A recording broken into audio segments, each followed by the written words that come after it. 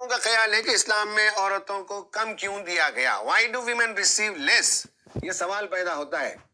یہ لوگوں کے ذہنوں کی غلط فہمی ہے کہ وراثت کی تقسیم میں عورت کو آدھا دے کر اسلام نے ان کی حیثیت کو کم کر دیا۔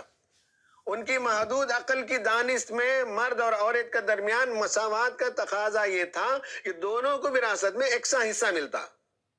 ایسے بقراتیوں کی تعداد کچھ کم نہیں ہے۔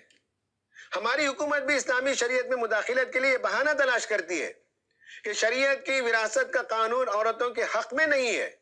وہ سمجھتے ہیں کہ دونوں کو برابر ملنا چاہیے۔ ایک کو زیادہ ایک کو کم ملنے سے انہیں تکلیف ہوتی ہے۔ وہ کہنا چاہتے ہیں کہ پانچوں انگلیوں کی سائز الگ الگ کیوں ہے؟ سب کو کھینچ کھینچ کر وہ ایک بنا دینا چاہتے ہیں۔ آئیے ذرا جائزہ لیتے ہیں کہ مرد اور عورت دونوں کو وراثت میں ایکول شیئرز دینے کے نتائج کیا ہوتے ہیں۔ پچھلے زمانے میں خواتین کو میراث میں حصہ ہی نہیں دیا جاتا تھا، وہ ایک ظالمانہ رویہ تھا۔ اور آج کے پڑھے لکھے سقراط اور بقراط سمجھتے ہیں کہ دونوں کو برابر کا حصہ دیا جائے، یہ ایک احمقانہ رویہ ہے۔ اسلام کا تقسیم میراث کا قانون عدل پر مبنی ہے۔ اب اگر دونوں کو برابر حصہ دیا جائے تو گھر کا معاشی نظام چلانے میں بھی دونوں کا رول یکساں ہونا چاہیے۔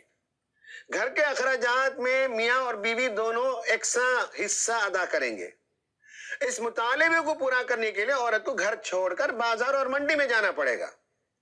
جب تھکے تھکائے وہ گھر لوٹ کر آئے گی تو شوہر سے یہی کہے گی کہ جب ہم دونوں معاشی لحاظ سے یکساں ہوئے تو گھر کے کام کاج میرے ذمے کیوں ہو؟ شوہر بھی اس میں برابر کا شریک ہونا چاہیے۔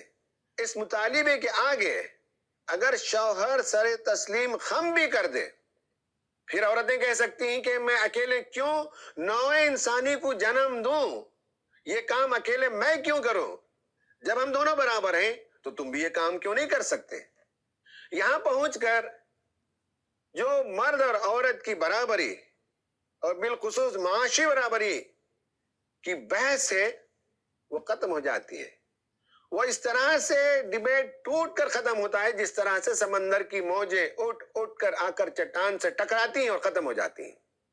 انسانی نسل کو آگے بڑھانے کا کام دونوں کی معاشی برابری کے جھگڑے کی نظر ہو کر گھر بے رونق ہو جائیں گے۔ اس لیے اسلام کا نقطہ نظر یہ ہے کہ جب فطرت نے عورت پر زیادہ بوجھ ڈالا ہے تو شریعت نے اس پر سے معاشی بوجھ کو ہٹا دیا، اور مرد کی ذمہ داری ہے کہ وہ گھر کے تمام اخراجات برداشت کرے، اور ایسا کر کے وہ عورت اور بچوں پر کوئی احسان نہیں کرتا۔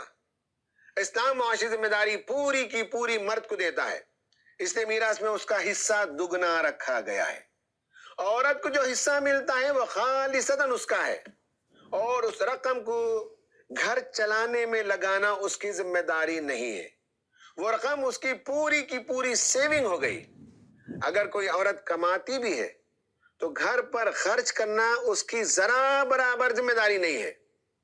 ہاں، آج کے دور میں بعض مرتبہ ایک آدمی کی کمائی سے گھر چلانا ناممکن ہو تو خاتون بھی کماتی ہے اور گھر پر خرچ کرتی ہے، مگر وہ جو کچھ کرتی ہے وہ احسان کرتی ہے اور نیکی کرتی ہے، کسی بھی طرح سے وہ اس کی ذمہ داری نہیں ہے۔